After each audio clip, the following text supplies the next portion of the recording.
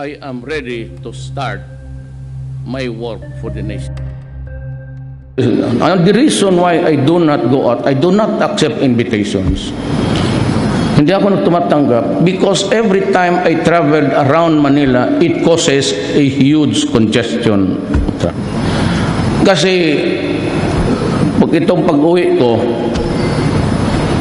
di go also by projection. Paglabas ni Presidente, picture taking, ganon.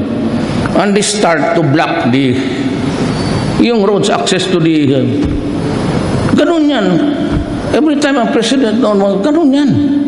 So paparahin nila yan, sabihin nila, dadaan yan by this time. And in the meantime, sirado yan. Di paglabas ko, kala mo Verde Santo. Walang sasakyan dyan. Ito pala, exponentially, ang traffic, the tail end of the traffic is somewhere 5 kilometers. I need to take about 2 to 3 hours to normalize.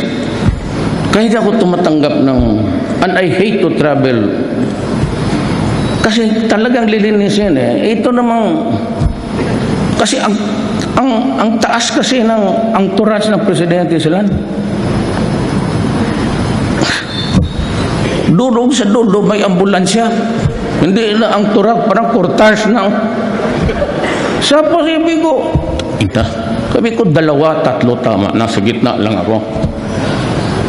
Pero ang totoo, mag-taxi lang ako dito sa likod. Sunod lang ako.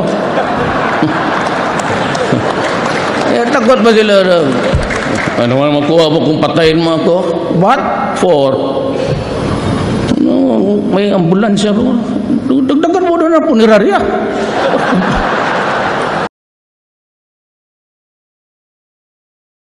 I am ready to start my work for the nation.